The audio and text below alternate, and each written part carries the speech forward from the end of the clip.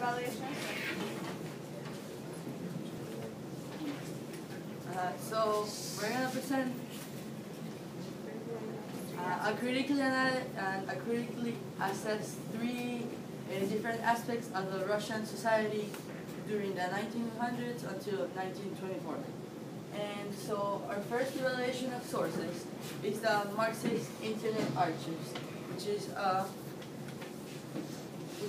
a web page that's on the internet, and it has a database that has like 50,000 Marxist Internet Archives, which are opinion papers used that were written or by Marx or they're written by Marxist writers. So this source is a very good type of writing. It's a very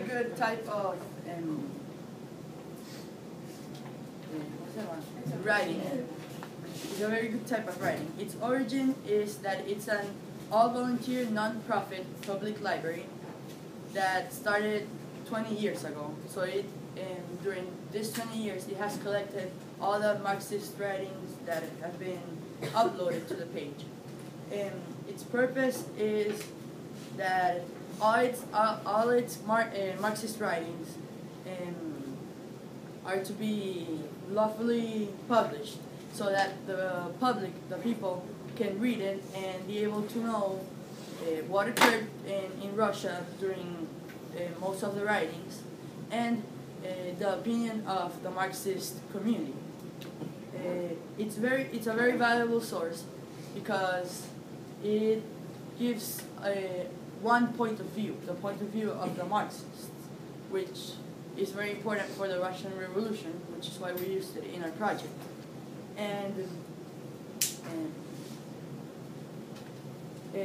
But it's also very limited because it's so biased and only the Marxist people. So, and also in a part of the website it said that some of the information have been left out because it included racist or unethical work. So they couldn't upload it to the web page. So it's limited.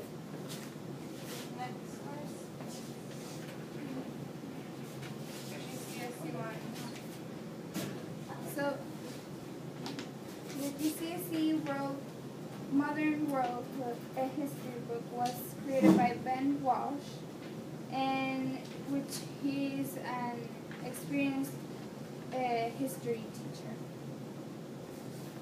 The purpose for using this is for this book is to teach modern world history, and it begins from the 1800s. Its value is that it contains a lot of primary sources, such as political cartoons, speeches, text, etc. Its limitation, it has little limitations because since it was written in the United States and the information is partially biased. Also, it's very it's very valuable because it includes a variety of primary sources. Like most of the book is composed of primary sources. It has, as she said, political cartoons and mostly like excerpts of speeches or journals or things that people said during the time.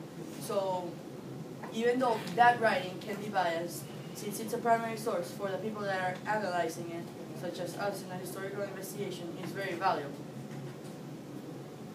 Next source, Russian War Revolution. This is the packet that they gave us for winter. And it was written by Josh Bruman, which is a published author, and he is a young editor of adult books. And he has published other historical books, such as Germany, a book of Germany, and a book about Winston Churchill. So this says that he is a reliable source. And the purpose of this book is to and teach the Russian history and about Russian Revolution. And it's a very straightforward book. It's written in a very simplistic manner, so it's easy to understand. And it is valuable because of the way that it's written, that it's simple so anyone can understand it. And it is limited because it's very subjective. It only says one part of the story, and no, like, it has very little primary sources, only some pictures. So it mostly lacks analysis, that it's only straightforward facts.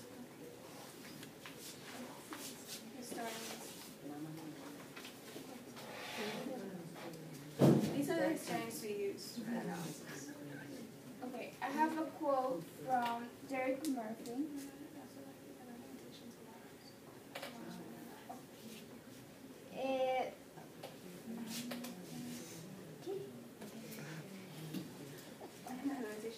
The quote is, "SAR's failure to adapt politically to the substantial social and economic changes that have taken place. The value of these is that the source was written in the decades after the event, so they are less emotionally involved and biased. The limitation is that there is little limitation in the subject, yet the historians did not experience the events." The SAR analysis question: to what extent was autocratic nature of the Russian government responsible for the class struggles that cost Bloody Sunday? Okay. 1917 was when the revolution in Russia occurred, and it marked the ending of the Tsaristic rule in Russia. This revolution, 1917, was caused by the revolution in 1905, the massacre known as Bloody Sunday. However, whose fault was it, Bloody Sunday? The Tsars, or was it the low-class people, or the revolutionary groups? The short-term class of this war, in order to analyze who's to blame, one must go back to what caused Bloody Sunday. And a short-term cause was the Russo-Japanese War. The Tsars saw it as an opportunity to divert the discontent of the Russian people during that time. However, this decision was a disaster. Russia was defeated by the Japanese and was humiliated. And this caused uprising due to the breakdown of transportation and inflation. Bloody Sunday. Bloody Sunday was practically in which 200,000 people were gathered before the Tsar's Winter Palace to ask peacefully for a petition to the Tsar. This group was led by Father Gamhar. However, when the soldiers protecting the Winter Castle felt the increase in tensions, they opened fire, and this resulted in a dreadful massacre in which approximately 1,000 people died. Because of this, the Tsar lost his popularity, complete popularity. He became very unpopular, just as the historian Richard Shark said. It did more than perhaps anything else during the whole of the reign to undermine the alliance of the common people to the throne. No matter what the priest said about the Tsar now, the peasants or the low-class people were not loyal to him anymore, which increased the amount of strikes around the country. Therefore, was it the Tsar's fault? Bloody Sunday. The Tsar was unwilling to share his power and remain an autocrat. He also seemed unaware of the seriousness of the situation. And he also gave the order to protect the castle at all costs. So, does it mean this order could it be interpreted as violent? This source in the GCSE Modern World History shows the emotionless way the Tsar expresses his pain and the events that occurred during Bloody Sunday. However, one must also consider the Tsar's position during the time. His government was very unstable, and he had just suffered from military failure and humiliation. So, therefore, and also the revolutionary group's fault, it could be because they brought instability in the government. They stimulated the wave of strikes and protests across Russia, and they fueled protests and strikes and increased tensions. And they were supported by the clothed class, and also they opposed violently. So it could be interpreted that they should be blamed for what occurred on Bloody Sunday. Regardless of the fact, the revolutionary group started because of the Tsar's incompetence and inability to solve problems in the nation. Therefore, one could interpret that they encourage eradication of the autocracy as a measure to solve these alarming issues in Russia. Finally, should we blame the low-class people for what appeared? Because they were the ones who were asking for petitions, and they were the ones who joined the revolutionary groups. However, they had to endure such dreadful conditions, and their life was so horrible, how can one blame them for supporting those revolutionary groups? Such as this, and finally, the historians Harry Morris and Derek Murphy, the authors of the GCSU, blame the Tsar because, I quote, Bloody Sunday was caused by the Tsar's failure to adapt politically to the substantial social and economic changes that had taken place. So they blame the Tsar's bad leadership skills on Bloody Sunday. In conclusion.